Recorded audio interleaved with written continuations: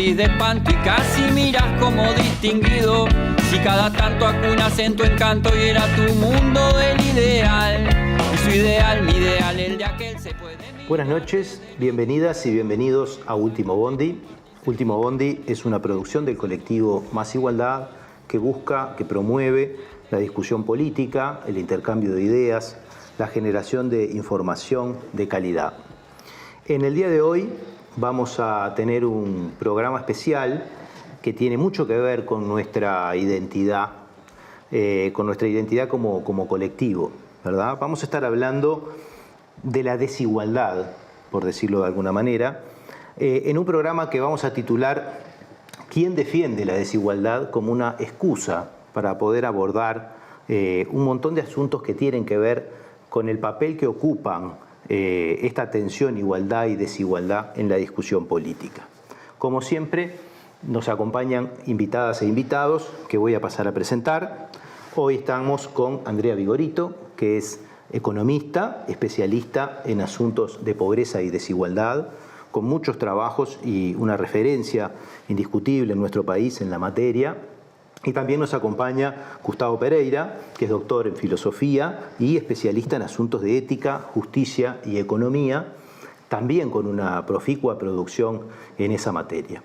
Les vamos a proponer como ejercicio problema, por decirlo de alguna manera, arrancar este programa evocando un poco una situación que hemos vivido recientemente en este país y que, bueno, no solamente en este país, sino en el mundo, que fue la pandemia, que nos trajo una situación social muy particular y que en esa costumbre que tenemos los uruguayos de apuntar hacia la originalidad como país, estructuramos o posicionamos nuestra referencia al país en clave política bajo una frase que construyó nuestro gobierno y en particular nuestro presidente, que hace referencia a la libertad responsable.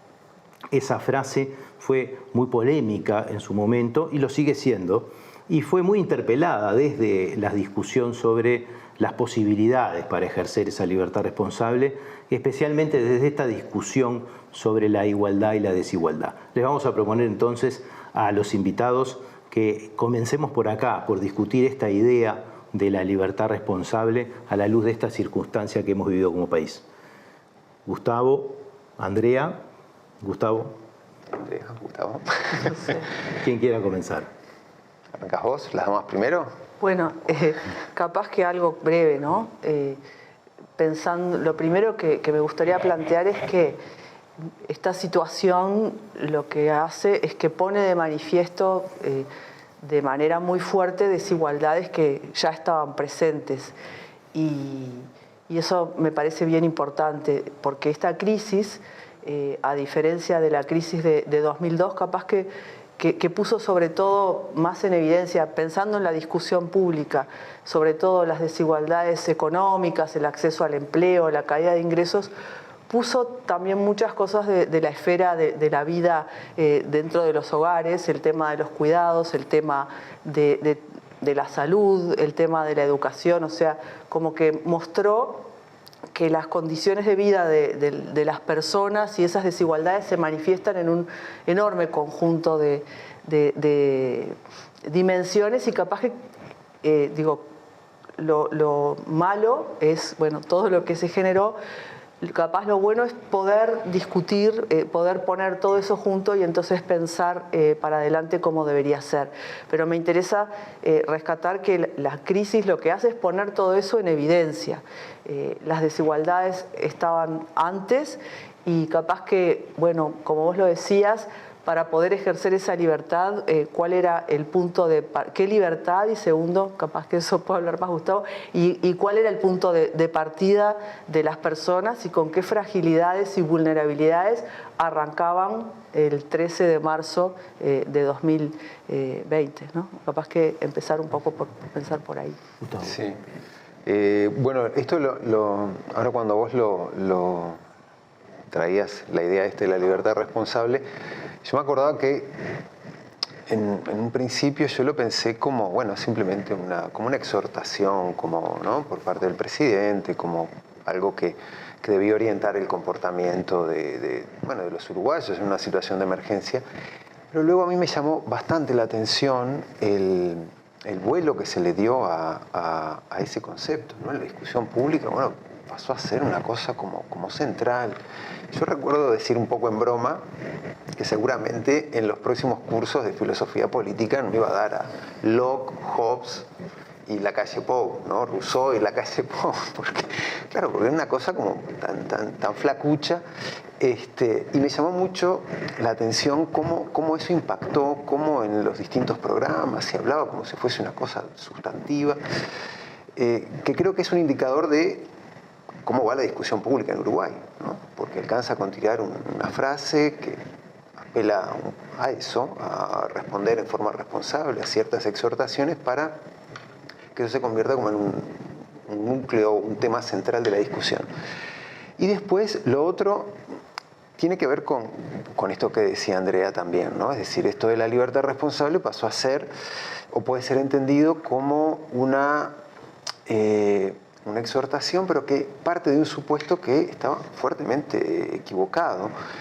Y es que todos somos igualmente capaces de ejercer, de tomar esas decisiones en forma deliberada, en forma meditada y de acompañar unas políticas generales que estaban correctas, que iban en el buen camino. Entonces, ese tipo de supuestos, lo que ignoraba o lo que tenía, creo yo, la visión de la libertad responsable, era una ceguera muy fuerte a las diferencias sociales y a las vulnerabilidades que nos afectan a todos, que son económicas, sociales, como recién decía Andrea, pero que también teníamos sesgos que impiden actuar de acuerdo a cómo esperaba esta exhortación de la libertad responsable. Voy a mencionar una sola cosa, ¿no? Pero en el segundo año de pandemia el gobierno tendía a echarle la culpa a la gente, ¿no? Es decir, la libertad responsable tenía como contrapartida que quienes no actuaban en conformidad con lo que se esperaba eran responsables de tal cosa. Y para eso hay, en primer lugar, una explicación económica, ¿sí?, y social de la necesidad de reproducir la vida, pero también hay aspectos cognitivos que tiene la racionalidad humana que han sido estudiados desde Platón para acá. Hay un fenómeno que se llama cracia y que tiene que ver con el actuar en contra de aquello que sabemos que es lo mejor. Es decir, hay un principio que reconocemos como el correcto y igualmente actuamos en contra de ello. No sé, pero por ejemplo, para poner un ejemplo muy, muy básico, sabemos que el consumo de carnes rojas incrementa el colesterol y que tenemos unos indicadores altos de colesterol, por lo tanto tendríamos que evitar eso. Igual vamos y nos comemos un asado con chorizo. Eso está en nuestro comportamiento cotidiano.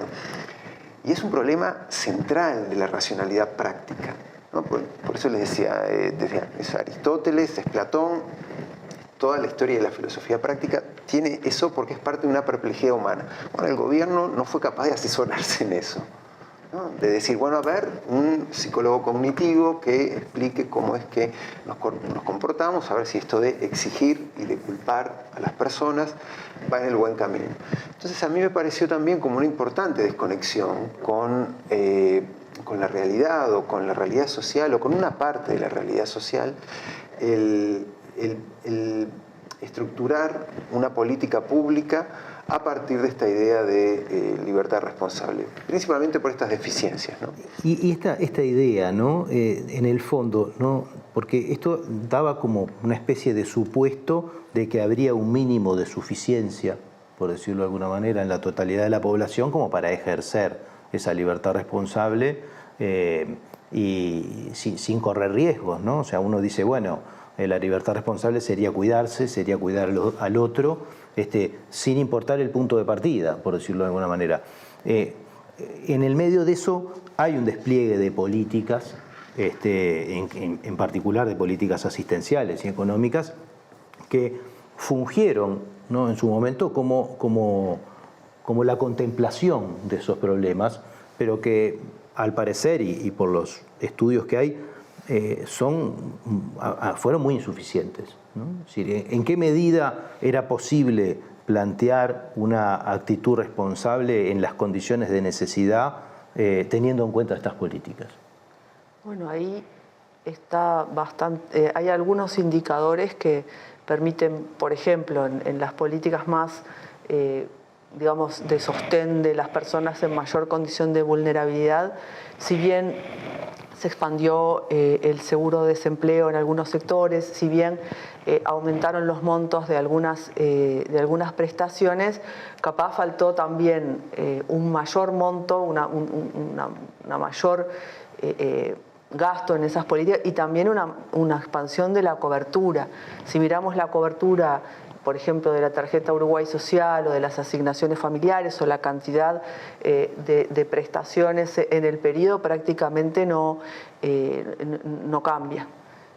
Lo otro que me parece importante también pensar es un tema que también estuvo presente, que es quiénes tenían que contribuir a financiar este sostén, digamos, por esta caída de ingresos, y ahí fue toda la discusión del impuesto coronavirus, que no me acuerdo bien si se llamaba así, creo que sí, que se centró en los funcionarios públicos de altos ingresos, pero dejó al sector privado sin acompañar este esfuerzo con la idea de que era el sector que iba a sacar adelante la economía. Por ahí también, el Maya Oro. Por ahí también me parece que hay como una visión general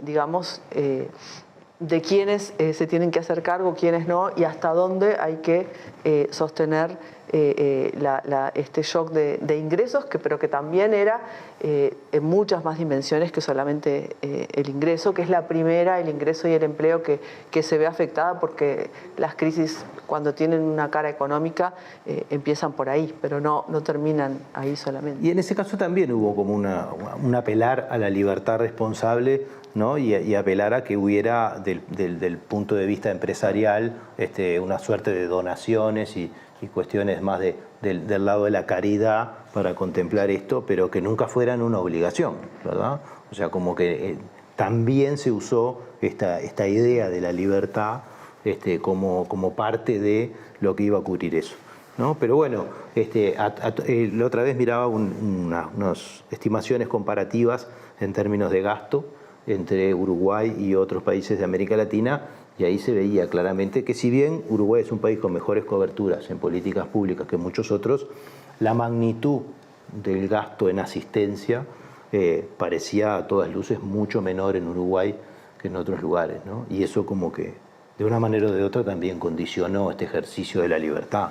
Sí, y también hay un punto que creo que es importante, que es que todo ese reforzamiento de las políticas, y si estamos hablando ahora de sostén de ingresos, no debe ser solo en el momento del shock, digamos, sino que se debe mantener por bastante más tiempo, porque esas caídas en momentos puntuales no automáticamente las personas recuperan, si recuperaron su ingreso, y vuelven a la vida que tenían en 2019. Lo vemos en la experiencia de las múltiples crisis que los países latinoamericanos han enfrentado, como las recuperaciones en los niveles de vida, ¿no? En otros aspectos, llevan un tiempo mucho más largo que esas caídas que son muy abruptas. Entonces es una pérdida como de bienestar en muchísimas dimensiones que persiste en el tiempo. Que trae muchas destrucciones, ¿no? Sí. No amortiguarlas a tiempo trae consecuencias duraderas, además. Y que amortiguarlas no es solo amortiguarlas cuando se erosionan, sino seguir acompañando aún cuando se vea una recuperación. Sí, hoy estábamos, en estos tiempos se está discutiendo cuánto más se sostienen las canastas y cuánto más se sostiene el apoyo a las ollas populares, cuando en realidad a veces parece increíble ver esa discusión, porque bueno, la sola existencia de las ollas populares como que estaría mostrando una situación un tanto compleja incluso desde esta perspectiva del uso de, bueno, cuál es la libertad de elegir de quien tiene que ir a comer una olla. Y las canastas también, ¿no? Porque la forma de canasta es una forma que capaz que no se veía desde hace bastante tiempo y que hay maneras de transferir que no pasan necesariamente por una canasta física con ciertos alimentos. Es un tema para pensar también y cómo esas canastas se articulan con las prestaciones tipo asignaciones familiares y TUS que ya venían y que capaz que tienen algo... En un país que tiene registros sociales y instrumentos como para hacerlo, ¿no? Si de verdad que todas esas personas podrían recibir una transferencia monetaria que llegara a su tarjeta y a su cuenta sin tener que hacer el trámite de ir a buscar una canasta. Sí, a mí, ¿sabes qué? Me parece importante marcar algo que vos mencionabas recién.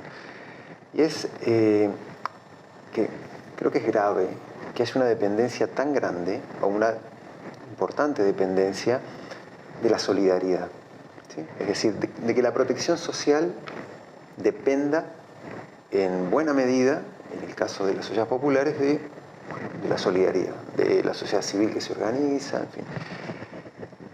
Porque es una cuestión de justicia, ¿sí? Y la justicia, si bien puede alimentarse de la solidaridad, recae o tiene como contrapartida la obligatoriedad.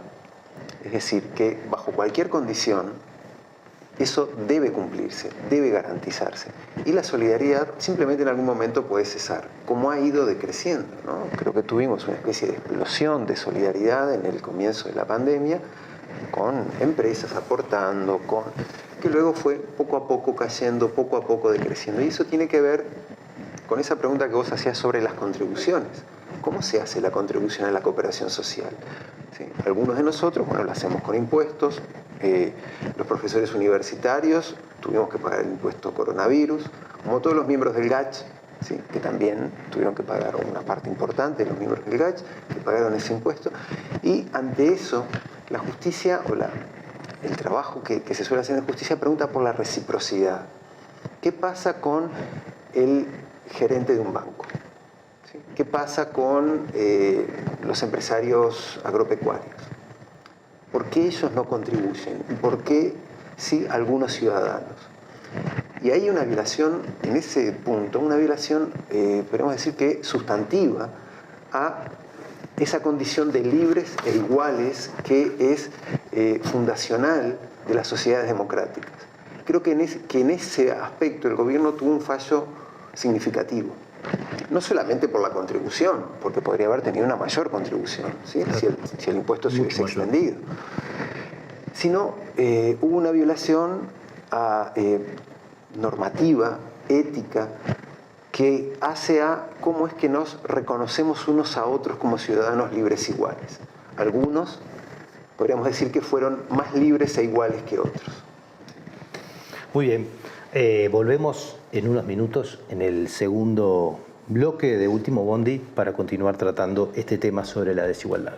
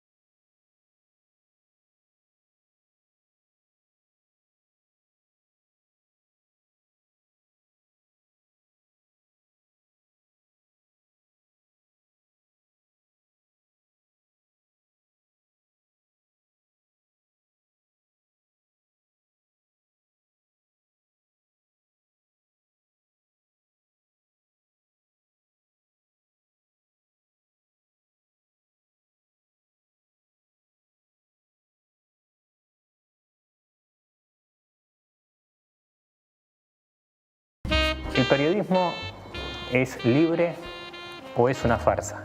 Así lo decía Rodolfo Walsh. Apoyá el periodismo libre. Apoyá Caras y Caretas. Da vuelta, ahí, tan. Es un honor formar parte de Caras y Caretas TV, donde hay lugar para todo tipo de contenido y también para el humor. ¡Sumate!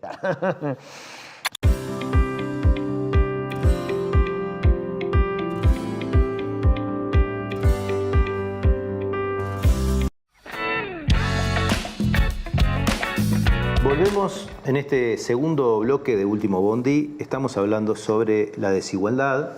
Queremos recordarles que pueden seguirnos en nuestra página de masigualdad.org.uy. Y para continuar este segundo bloque, queremos hacer referencia o plantearnos la discusión sobre cómo tensiona el tema de desigualdad a la sociedad. Y para ello vamos a pasar un pequeño corto de un video de una conferencia en defensa de la desigualdad que nos parece interesante analizar para encontrar cómo este asunto viene siendo polémico en el mundo. Se trata de un seminario de la Fundación Rafael del Pino, donde un economista llamado Juan Ramón Rayo, que es el director del Centro Juan de Mariana de España, produce una conferencia que se titula La desigualdad como excusa para la voracidad fiscal, que nos permite abordar esta otra visión muy antagónica con esta idea de la defensa de la igualdad que venimos tratando de conversar y que pedimos que nos lo pasen para poder seguir conversando. Yo primero querría romper una lanza en favor de la desigualdad, es decir, la igualdad, aunque últimamente ha ganado muy buena prensa, parece que el valor de la igualdad en todos los aspectos de la vida sea casi un axioma que no se puede discutir, que nadie puede debatir. Yo creo que, desde luego, existe un valor muy liberal, que es la igualdad ante la ley, la igualdad jurídica, la igualdad de las personas. Todos somos iguales en cuanto a derechos, pero la igualdad en cuanto a los resultados del proceso de la interacción social, desde luego, es algo verdaderamente desastroso y reduccionista. Y yo simplemente querría poner de manifiesto que la palabra igualdad está vinculada a otras palabras que, desde luego, no tienen ni mucho menos las connotaciones positivas que sí ha logrado la igualdad. Igualdad es sinónimo de uniformidad y de homogeneidad. En cambio, desigualdad es sinónimo de diversidad y de pluralidad. Y, por tanto, que la sociedad sea desigual en cuanto a que sea diversa, que sea plural, que sea heterogénea, que sea distinta, que cada uno, precisamente porque tenemos un proyecto vital distinto, sigamos caminos distintos, no es algo de lo que debamos preocuparnos en absoluto. Y es la voluntad del Estado de intentar que todos nos reduzcamos a un mismo valor carente de contenido lo que está moviendo, en última instancia, muchas de estas reivindicaciones de la igualdad. Bueno, creo que es bastante sugerente lo que está planteando, lo que se está planteando en el análisis. Parece como que hay una ridiculización de la discusión, ¿no?, entre lo que puede ser la diferencia y la desigualdad, que muchas veces contamina la posibilidad de entender de qué estamos hablando, ¿no? Sí, bueno, escuchando lo que presentaba acá el conferencista, yo me estaba acordando ahora de un artículo de una conferencia Tanner de Amartya Sen de 1979, que es un economista Sen también, ¿no?, como el conferencista, que se llama ¿Igualdad de qué? Que si lo hubiese leído, capaz que hubiese dicho algo un poco más refinado. Porque de lo que está hablando es de igualdad de resultado, es lo que yo le escuché decir. Y cuando hablamos de igualdad, bueno, no sé, nadie en la actualidad, absolutamente nadie, defiende una igualdad de resultado. Es algo indefendible. Indefendible. Sin embargo, y pensando en ese artículo de Amartya Sen, lo que tenemos que preguntarnos es, bueno, ¿de qué espacio, ¿sí?, normativo es que estamos hablando cuando hablamos de igualdad? Entonces, cuando descartamos la igualdad de resultado, creo que una respuesta que en las sociedades democráticas podemos dar es la de igualdad de ciudadanía, ¿sí? Entonces, pensamos en las condiciones necesarias, las exigencias que tiene la ciudadanía, el ejercicio de la ciudadanía, y Y ahí sí podemos llegar a afirmar que, bueno, vamos a hablar de iguales libertades, de iguales oportunidades y también de medios materiales. Bueno, como lo planteaba Bas Ferreira, ¿no? Estamos cumpliendo este año 100 años de la publicación sobre los problemas sociales, donde Bas Ferreira, que es la conciencia filosófica del mejor Uruguay que tuvimos, sin duda, planteaba asegurar esa condición básica de ciudadanía a través de un mínimo social, hace 100 años. ¿Y eso qué permitiría? Bas Ferreira después de eso decía, una vez que esté eso asegurado, viene la libertad. ¿No? Lo que permite es una multiplicidad de planes vitales que podemos llevar adelante. Exactamente en las antípodas de lo que entiende esta persona. Entonces, una buena idea de igualdad, defendible normativamente en la actualidad, tiene que conjugarse necesariamente con la diferencia, con el ejercicio de diferentes planes vitales, y esa también es un ejercicio de libertad, es una forma de garantizar la libertad. ¿Cuál libertad? Bueno, la de los mercaderes no, la libertad de un ciudadano, la libertad de un ciudadano de una república, que creo que eso es lo que está en juego, ¿sí? Porque cuando yo escucho estas cosas, a veces lo que pienso es, ¿qué es lo que está primero? ¿La renta de una empresa? ¿El multiplicar la riqueza o la democracia? La democracia habilita a que podamos enriquecernos, a que podamos ser prósperos, pero la democracia no está en función de la lógica económica. La democracia no está al servicio de la renta de una empresa. La libertad de una democracia no es la libertad de los mercaderes, que parece ser lo que defiende esta persona. Y termino volviendo a Bas Ferreira. Creo que cuando pensamos en la libertad de una república, cuando pensamos en la libertad de una sociedad democrática, es imprescindible garantizar en forma igualitaria estos mínimos suficientes.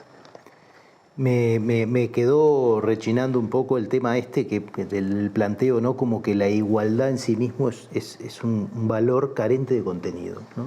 Como decía, eso es como que se escapa un poco de esta idea de la sociedad democrática y como que hay también me da la impresión de que se omite en este razonamiento los puntos de partida, ¿no? Sí. Bueno, a mí me llamó la atención, pensé también como Gustavo en lo de Zen, me llamó la atención cuando dice que todos nos reduzcamos. Eso es porque él se ubica en una posición de, no sé si estamos en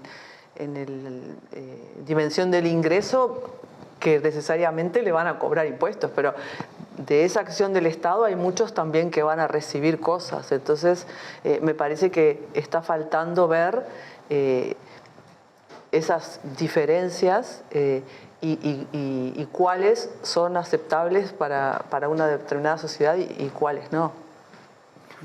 Yo lo que veo es como que al parecer en este tipo de discusión sobre la desigualdad y la diferencia, al parecer como que hay un supuesto de que cualquier desigualdad es posible, ¿no? Es tolerable, y que eso parecería ser además el estado de naturaleza de la sociedad, el lugar de acuerdo, como quien dice, ¿no? Y ahí me parece que hay como algo que choca, ¿no? Por lo menos con la concepción de ciudadanía que traías vos o con las distintas visiones de la democracia, es decir, ¿qué es ser un ciudadano? ¿No? Y dónde están los mínimos de los que hablábamos hoy. Hay algo de esto de la libertad de algunos que en realidad no es libertad para todos. Sí, el contenido, ahora porque me quedé pensando en eso que traías del conferencista, ¿no? El contenido en la modernidad que tiene la idea de igualdad está basado en la generalización de la dignidad, de otorgarnos unos a otros valor en sí mismo, que es un contenido central. O sea, la igualdad está como en las... Si hay algo que tiene, es un contenido normativo denso, muy, muy denso, al punto que esa idea, bueno, articula luego todo el lenguaje político de los derechos humanos. Y después lo que habilita también es a múltiples desigualdades que tienen que ver con nuestras elecciones, que tienen que ver con planes vitales por los que podemos optar. Es decir, una desigualdad económica que genere en algunos grupos un menoscabo de su autorrespeto, porque se percibe a unos como un grupo privilegiado que está en posiciones de intervenir en los procesos políticos de una manera que no todos pueden hacerlo. Ese tipo de desigualdad no puede ser tolerada. Y claro, y no puede ser tolerada porque es la democracia la que la bloquea. Ahora, en eso hay el otro extremo, ¿no? Los que por recibir ciertas, bueno, en este proceso redistributivo son vistos como personas que no hacen nada, que no quieren trabajar, que hace poco leía en un diario una noticia policial donde decían que en una cuadra de Montevideo vivían personas que trabajan y beneficiarios del MIDES. O sea, con un clarísimo antagonismo y una estigmatización tremenda, en el mismo momento en que se fortalecieron los montos de las políticas de los programas públicos con la idea de que eran necesarios para que las personas pudieran pasar la crisis. Por otro lado, se socava la propia percepción pública de esas políticas. Ahora, hay, además de esa opinión o de eso que se traduce en esos noticias o editoriales, a veces son más editoriales que noticias, ¿hay evidencia empírica, científica, estudios que muestran que este tema del estigma y de la percepción, la autopercepción y la percepción del otro están alterados por la posición socioeconómica, ¿no? Sí, lo primero que muchos estudios muestran es que las personas no dejan de trabajar por recibir estos apoyos y no podrían hacerlo tampoco, porque Claro. Hay como una fantasía. La gente muchas veces ignora el monto de Sí. los apoyos. Una vez estaba, no sé en qué cola, la gente decía, no, porque una persona gana 40.000 pesos por mes de beneficio. O sea, hay Fantasías. unas fantasías. O sea, por un lado eso no es posible, por otro lado los estudios muestran que eso no sucede. Y por otro lado, sí se ve, pero que puede tener que ver, no se sabe bien por qué todavía, sí se ve que podría haber sí una mayor, como una acentuación de la idea esta de que la única forma, digamos, justificada de ganar, de recibir ingresos es el trabajo. Y eso puede tener que ver también con cosas que sucedieron, generales tendencias del mundo, pero también con lo que pasó en 2013, cuando cambió el discurso del gobierno sobre las transferencias y cuando empezó todo el tema de las contraprestaciones y capaz se extendió esa idea de que había personas que se estaban aprovechando del Estado, etc. Entonces ahí para mí hay una responsabilidad también de los propios actores que estaban en el gobierno o sea, muchas veces desde los propios organismos públicos los discursos son contradictorios con esta idea que está atrás de ciertas políticas, ¿no? Como que hubo un punto de inflexión, ¿no? Entre un momento que hubo un cierto apoyo social al proceso de acompañamiento, de asistencia, si se quiere, y un momento donde eso empezó a revertirse y a transformarse como que en una visión más aporofóbica. Hay una cosa interesante para pensar, que es que también varias gente lo ha dicho, que es que capaz que en las primeras etapas de la expansión de todas estas políticas estaban muy vinculadas a la crisis de 2012. Entonces las personas veían como que eso lo justificaban por el lado de que había habido un deterioro de ingresos. Cuando continúa digamos, el crecimiento económico y hay empleo, bla, bla, bla, y pasan estas cosas de que se exigen las contrapartidas, se deja capaz de ver, de justificar de la misma manera que estas personas, que el Estado siga dando ese tipo de sostén, cuando en los países desarrollados, los países, digamos, con mayores niveles de vida del mundo, no sé, eso como escandinavos o lo que sea, esa componente del gasto público es importante también. O sea, ¿no?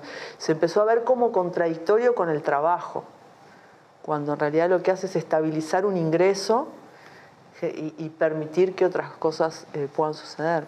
¿Y en qué medida la percepción, porque esto es un problema de opinión pública, ¿no? Aparte, es un problema que se constituye en la arena política y hay un país dividido, ¿no? No sé si al medio o en qué porcentaje sobre este tipo de políticas y sobre el problema de la distribución, ¿no? Y de las ayudas y de la... Ahora, ¿en qué medida esto tiene que ver con que la gente sepa o no sepa, ¿no? Cuando es de una manera o de otra beneficiaria o no de las políticas? Porque se escucha mucho esto de decir quiénes son los que pagan impuestos y quiénes son los que reciben del Estado. Sin embargo, nunca estuvo bien hecha la cuenta para terminar de determinar a través del Estado quiénes son los que reciben más de los impuestos, incluso por otro tipo de políticas que no son las transferencias monetarias, ¿no? Y en qué medida interviene esa percepción de si yo soy contribuyente o no soy contribuyente, o en qué medida soy más beneficiario que contribuyente en este resultado. ¿Qué sabemos de eso? Bueno, yo en términos empíricos no puedo decir nada. Lamento no poder responder eso, pero sí creo que detrás de lo que vos decís está esa idea de reciprocidad, ¿no? De saber que todos somos parte de un sistema de cooperación social. Y en ese sentido me parece que hay informaciones o creencias que se manejan en forma sumamente parcial, que tienden a estigmatizar a sectores y que si pensamos en los beneficios que pueden obtener algunos sectores económicos importantes por resignación fiscal del Estado, que lleva adelante en muchísimas circunstancias, van a ser considerablemente mayores que las transferencias que se hacen a los sectores más vulnerables. También eso del aprovechamiento del Estado, el vivir a costa del Estado, yo siempre pienso en Soloducho, ¿no? No sé si se acuerdan, pero era un gran empresario que yo lo recuerdo en los programas de televisión diciendo lo que el Estado debía hacer, cómo debía llevarse adelante la política económica del gobierno. Bueno, terminó estafando al Banco República y huyó a Israel, ¿no? Entonces, claro, ese tipo de personajes, que son unos verdaderos ladrones, en serio, ¿no? De muchísimo dinero, quedan como en un segundo plano y parece que nos preocupa muchísimo más el poder asegurarle a una madre que está sola con 2 hijos un ingreso mínimo. Creo que ahí hay algo que tenemos que revisar y me parece que esa revisión tiene que ver con aquello que se coloca o no bajo el lente público, ¿sí? ¿Qué es lo que dónde focalizamos la evaluación, la discusión? Y me parece que nos debemos mucho el pensar y evaluar cuánto del dinero de los uruguayos se utiliza para subvencionar a grandes emprendimientos. Creo que ahí... Bueno, vamos a venir en el tercer bloque un poco sobre esto del papel del Estado o de las políticas, ¿no? Y de la sociedad también, ¿no? Porque esto siempre es cómodo plantear de que la política y el Estado, ¿no? Pero hay muchas cosas que como sociedad también tenemos que repensar y pensar y ser parte y no ponerle la parte a otro. Ya volvemos en el tercer bloque de Último Bondi para continuar hablando sobre desigualdad.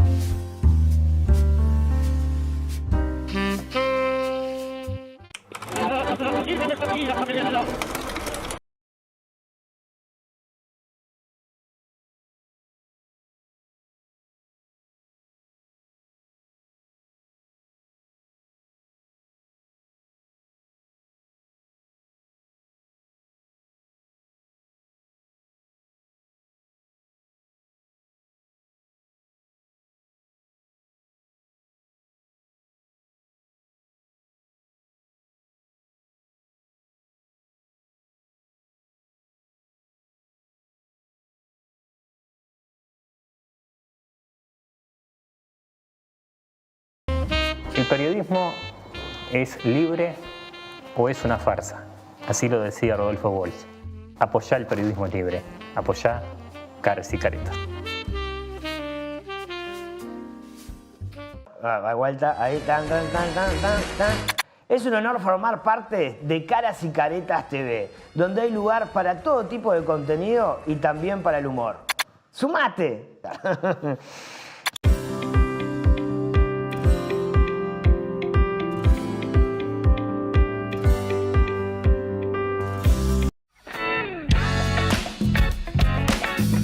Volvemos en este tercer bloque de Último Bondi. Estábamos hablando sobre desigualdad.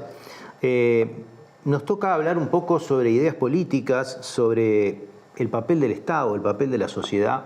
Y vamos a volver a escuchar, a ver un pequeño fragmento de esta exposición de este académico que estábamos escuchando hoy, para hablar un poco también sobre otras visiones del Estado. Pero sin duda, desde luego, el Estado sí está utilizando, como preguntaba Carlos, sí está utilizando la lucha contra la desigualdad como una excusa para incrementar sus poderes. ¿Por qué? Porque si de lo que se trata es de reducir el proceso espontáneo de diversidad social a un mismo mínimo común denominador, es evidente que el Estado, que es una máquina coactiva, es una máquina violenta, es una máquina que vive de institucionalizar la violencia entre las personas, es el terreno adecuado para que pueda medrar, es el terreno adecuado para que pueda robarles, quitarles, arrebatarles a unas personas para dárselo a otras. Y es con esa excusa ideológica, que es una excusa ideológica típicamente socialista, en el germen del socialismo claramente está esa aspiración de la identidad igualitarista, la que está impulsando el intervencionismo estatal en gran medida en la actualidad a resultas de una crisis que desde luego ha incrementado las desigualdades,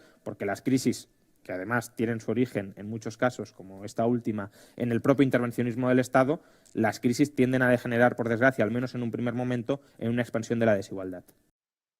Bueno, tenemos solo 15 minutos.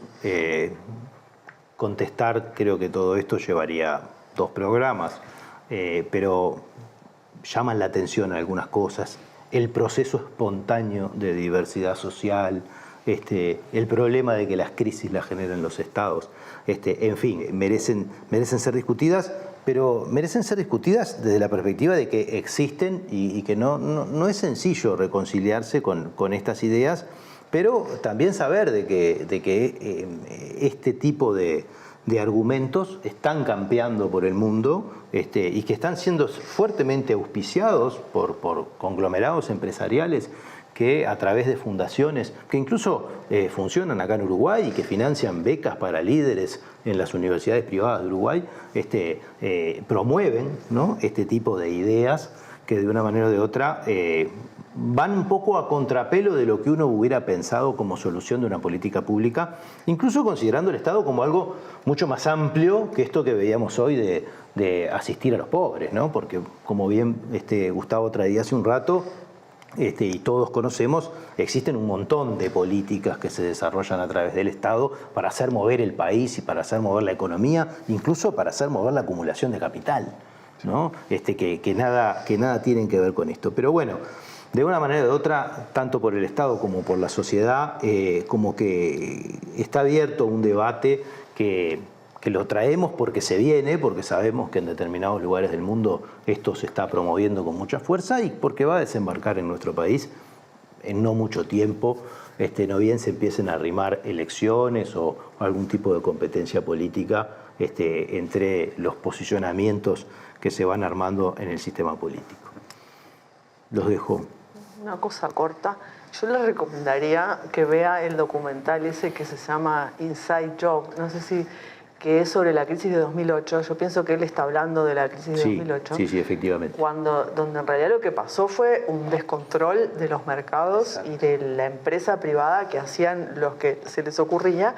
Y entonces el problema fue la falta de regulación estatal. Nunca hubo una intervención estatal mundial tan grande como en la crisis de 2008. Después de eso, no solo pasó eso, sino que hubo una especie de revolución hasta en los propios programas de las universidades más ortodoxas de Estados Unidos sobre cómo se estaba enseñando la macroeconomía, porque no se pudo predecir esa crisis por todas las cosas de regulación que tendría que haber atrás, y hubo como cuestionamientos importantes, bueno, ya lo sabía, pero más en general de la economía y de los economistas como profesión, justamente por todo ese desborde. Entonces, esa lectura que yo ya la he escuchado de este sector ultraliberal, que es decir, lo que pasó fue que el Estado estaba reprimiendo el libre funcionamiento del sistema financiero, en realidad fue bastante al revés, y en realidad cuando hay crisis es cuando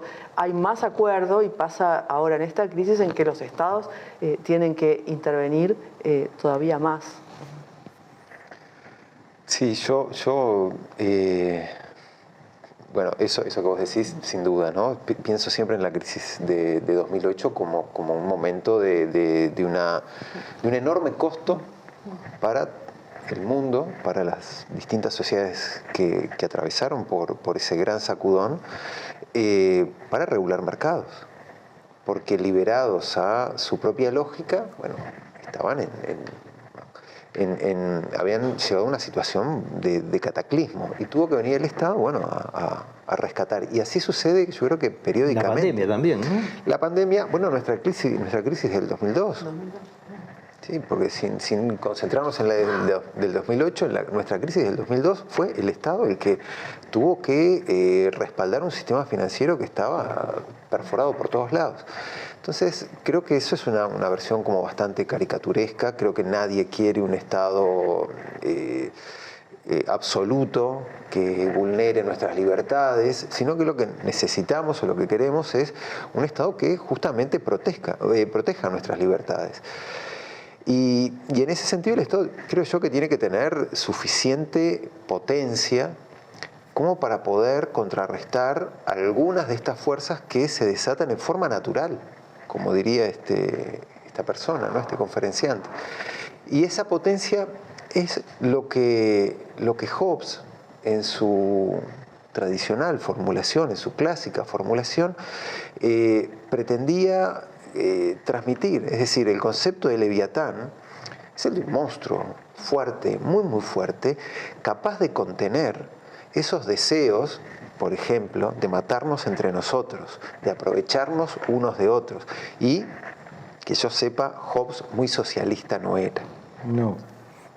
Pero ya desde un punto de vista un poco más social, ¿no? Y yendo a la dimensión política, programática, estratégica de esta discusión. Esta idea de ver a la desigualdad como una excusa para la voracidad fiscal, como plantean, no es una forma de construir un antídoto, por decirlo de alguna manera, a una discusión muy necesaria que tienen nuestras sociedades. Porque esta época de progresismo que ya pasamos nos mostró de que hubo empujes redistributivos, pero que en determinado momento se agotaron. Y que la verdad que integraron a un montón de la sociedad y redujeron la pobreza, pero no integraron todo. Pero no llegaron, ¿verdad? No llegaron a solucionar un conjunto de problemas. Quizás se generaron instrumentos para prácticamente todo, pero muchos de ellos fueron insuficientes. Eran insuficientes las transferencias monetarias, eran insuficientes las políticas de acompañamiento familiar, eran insuficientes las políticas de promoción de la pequeña y la mediana empresa o demás cuestiones, ¿no? Cuando uno piensa en una nueva etapa, por decirlo de alguna manera, o en una posibilidad de volver hacia fuerzas pro igualdad, ¿no? Es decir, ¿qué discusiones tendrían que poner arriba de la mesa quienes de una manera u otra en este momento estén planteando un empuje hacia la igualdad, ¿no? Discusiones para dar en la sociedad, ¿no? Con el sentido común de la gente que después recibe estos catecismos que hemos visto, tratando de convencerlo de que no hay que pagar impuestos, de que el Estado te roba, de que, ¿no? de que esto, ¿no? Una conflagración para castigar a la gente, cuando en realidad de las pocas esperanzas que puede tener el ciudadano medio es tener un Estado que funcione, una sociedad que esté más o menos articulada. Bueno, capaz que una cosa que además me parece bastante equivocada de lo que plantea es que él ve como que los Estados son súper fuertes y los estados son débiles y además hay, bueno, lo hablábamos hace un rato, hay enormes empresas y enormes intereses económicos en el mundo y los estados se mueven en los márgenes que deja eso y esas discusiones también los atraviesan. Yo creo que un problema importante de lo que vos decís, de los periodos en los que se implementaron reformas, fue que en un momento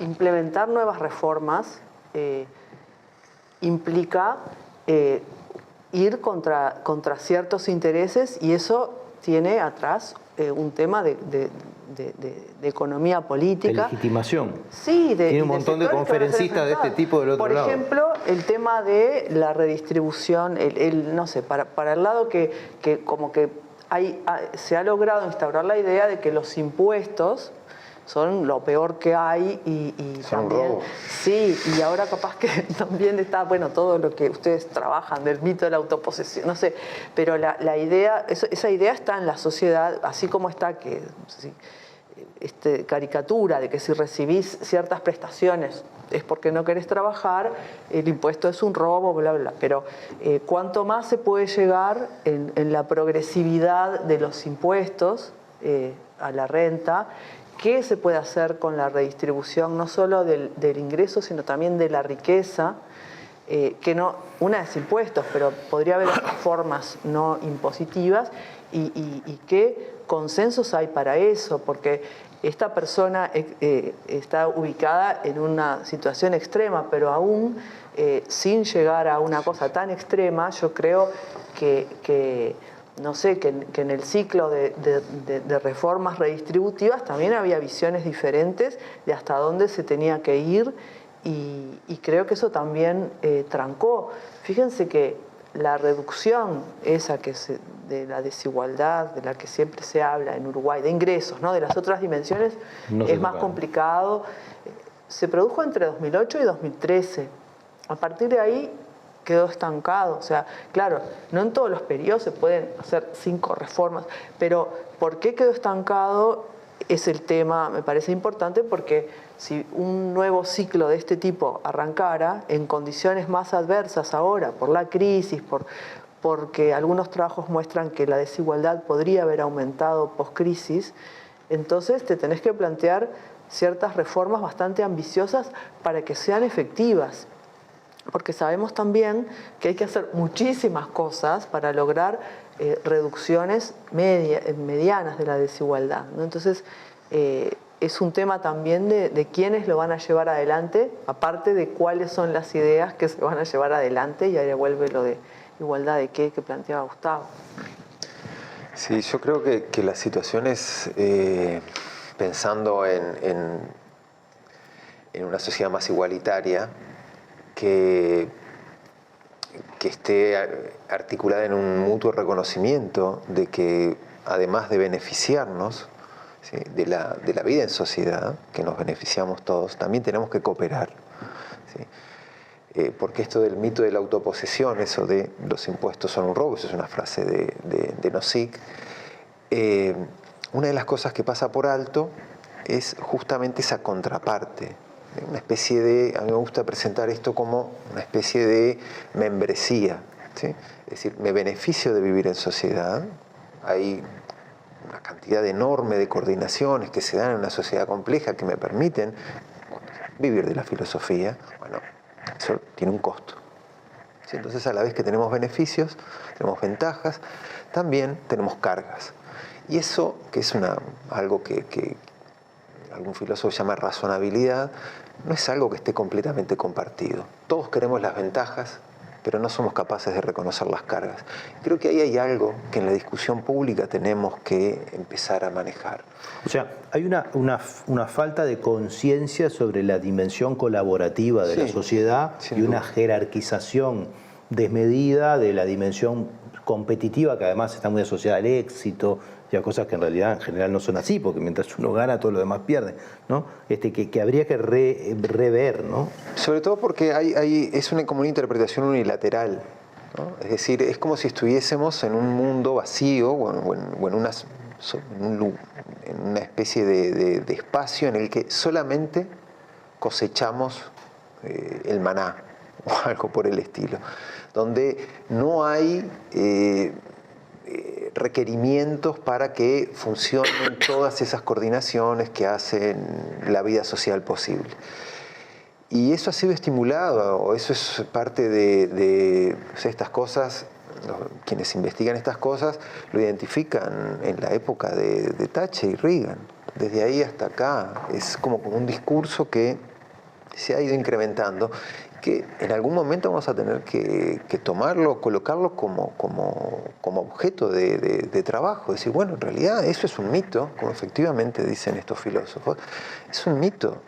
Es falso, es profundamente falso. Es decir, los impuestos son, reitero, nuestra membresía, ¿no? No es como si estuviéramos pagando un club en el que obtenemos un beneficio. Después, si esos impuestos son más grandes, más progresivos, más intensos, eso es otra discusión, pero creo que ese es el primer paso. Y lo otro que a mí me parece importante en esto de pensar que, además de lo que ya dijo Andrea, yo creo que tendríamos que discutir en algún momento con intensidad y con responsabilidad cómo llegar a garantizar esos mínimos materiales. Así que se ha hablado en algún momento de renta básica, hay algunas otras cosas que aparecen en el horizonte, como no sé, por ejemplo, el empleo garantizado por el Estado, que es algo que hay un grupo de investigación en el Instituto de Economía que está trabajando eso, que me parece que son medidas para empezar a charlar. Ahora, todas esas medidas han sido colocadas oportunamente como en el mundo de las utopías delirantes, por decirlo de alguna manera, por esta negación de la discusión global, ¿verdad? Y por lo tanto confinadas al cajón de los diletantes que se entretienen discutiendo estas cosas en vez de ser parte de una agenda política, ¿no? Es decir, el tema que quizás falta osadía para volver a colocar alguna de estas cosas, si por lo menos pretendemos vivir en una sociedad donde no aparezca gente descuartizada todos los días, donde no tengamos 15.000 presos, donde no tengamos los fracasos que tenemos en todas las instituciones del Estado y las privadas, ¿no? Que son igual o peores que la del Estado, ¿no? Es decir, como que parecería que hay algo en esto que es, si yo quiero resolver todos los grandes problemas de la sociedad, no puedo vivir quejándome de que son problemas de gestión, ¿no? Capaz que hay grandes cosas que deberían volver a la agenda política. Sin y duda. capaz que estas grandes crisis que estamos viviendo pueden ser una oportunidad. Ahí en eso que decía Gustavo, ¿no? de lo del reaganismo, thatcherismo, también hay quienes plantean que esta idea de que lo que vos ganás tiene que venir de tu trabajo se exacerbó mucho a partir de ahí, ¿no? De esa idea de que todos con nuestro trabajo podemos llegar a tener un ingreso que nos permita vivir, etc. Entonces, Una idea muy meritocrática. Y esa idea no solamente está en los sectores de derecha. Entonces, No, claro. Me parece que abarca un amplio espectro, sí. Y ahí hay un tema importante porque también habla de qué políticas y hasta dónde. Sí, por eso yo pensaba cuando... Eso que decís me parece que es como una condición fuerte para lo que podemos pensar. Es decir, hay una ética del trabajo que penetra en toda la sociedad. Y eso yo creo que es un obstáculo importante para discutir la renta básica y para implementarla. Pero bueno, creo que esa ética del trabajo no es un obstáculo para pensar en programas de empleo garantizado por el Estado. Porque si a mí me dicen, o sea, si nos dicen, bueno, aquí todo el que quiera trabajar va a poder trabajar, bueno, eso es una solución perfecta para garantizar mínimos suficientes. Ahora si me dicen, ¿eso lo tiene que cubrir el mercado? Bueno, no, porque las sociedades de pleno empleo, acá hay un economista que nos puede decir cuándo, pero fueron un lapso pequeñísimo y hasta ahí. Y se acabó. Y hoy es algo imposible en el mundo. Entonces, si tenemos una imposibilidad empírica de asegurar pleno empleo, ¿qué vamos a hacer sin ser cínicos? Eso sería, ¿no?, como ascender el trabajo al rango de derecho.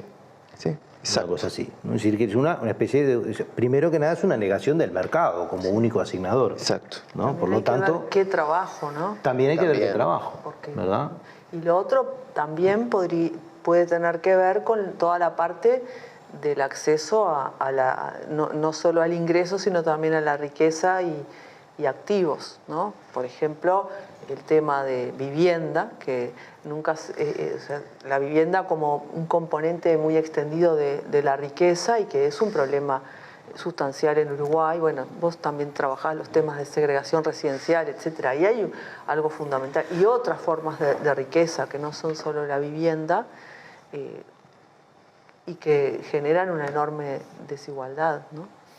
Parecería como que el derecho a la vida debería estar un poco más aderezado, ¿no?, de otros derechos que deberían ser garantizados si realmente queremos discutir un estatuto de ciudadanía aceptable y universal.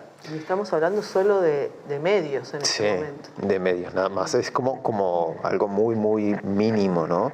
Pero yo creo que, porque vos me dejaste pensando en un comentario previo, a mí me parece que el sistema político tiene como muy poca valentía, muy poca osadía, porque estas cosas que parecen ser tan revolucionarias no son más revolucionarias que la ley de 8 horas, ¿sí? Hace un siglo, cuando fue planteada. Entonces yo creo que ese tipo de políticos es lo que nos está faltando. Y bueno, capaz que aparecen, capaz que comenzamos a tener debates de ese tipo dentro del espacio político. Políticos que calculen menos cuántos votos van a perder y que piensen más en, bueno, asegurar esas condiciones de ciudadanía. Creo que eso es lo que hoy necesitamos más que nada. Porque los académicos o, bueno, los periodistas, quienes vamos a seguir pensando estas cosas y tenemos muchísima información y sabemos todas las discusiones, pero cuando esto se tiene que transformar se tiene que objetivar en el mundo, cuando tiene que ser parte de una ley o de una política, nosotros no vamos a hacer nada. Son los políticos. Yo a veces pienso que desde la dimensión del autointerés, por lo menos, una gran idea podría ser de que cada ciudadano conociera su verdadera posición social relativa, ¿no? Que supiera efectivamente que él es un trabajador, que gana tanto, que el resto de la sociedad gana tanto o más o menos, que paga tanto de impuestos y recibe tanto del gasto, ¿verdad? Que tiene acceso o no a determinadas cosas. Porque ayudaría mucho en las discusiones distributivas. Pero para mí no es solo información, porque vos podés saber que estás en el punto, en la mediana, en el 50%, pero también por qué estás ahí y no estás en otro lugar, ¿no? O sea, qué privilegios tuviste a lo largo de tu vida. Trayectoria, o qué tu punto de carencias partida. que hacen que puedas estar ahí. Punto de partida. Porque si no, vos podés pensar que estás en un lugar por tu propio esfuerzo, entonces solo la información me parece que no es suficiente, capaz que es una condición necesaria. En Brasil se hizo un estudio muy interesante a la derrota del proceso del PT que tenía un poco que ver con esto y lo que hicieron fue estudiar a qué le atribuía a la gente su lugar, de su posición social, ¿no? Y entonces se encontró un poco, creo que no es solamente ahí, creo que es un hecho estilizado, de que cuando haciendo es por mí, cuando desciendo es por otro. Claro. ¿No? Es por culpa de él. Y en general el Estado queda... Es fácil echar la culpa dentro de la caja y bueno, está. Así como puedo demandar, puedo decir. Pero así que, bueno, estamos convidados a una gran discusión social y a llamar a la discusión política de asuntos que van más allá de la gestión y que tienen que ver con ideas, algunas muy viejas, ¿verdad? Sin duda, que podemos renovarlas y que habría que renovarlas, porque estamos en una revolución social brutal, ¿no? Entre los medios digitales, la disruptividad del trabajo y un montón de cosas, uno ve que también, ¿no? Vamos a una fragmentación gigantesca donde deberíamos resucitar a Keynes para atender a una parte de la sociedad que precisa el derecho al trabajo, mientras lograr productividades astronómicas del otro lado para sostener al menos la seguridad social y algunas cosas más. Así que estamos en una encrucijada un poco compleja. Bueno, llegamos al final. Les agradecemos mucho la participación y bueno, esperamos poder convidarlos a otra propuesta de Último Bondi para la semana que viene.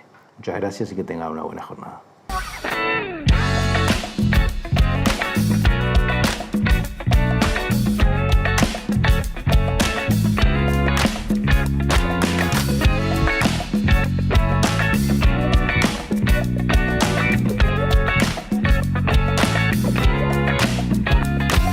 cada tanto te morís de espanto y casi miras como distinguido.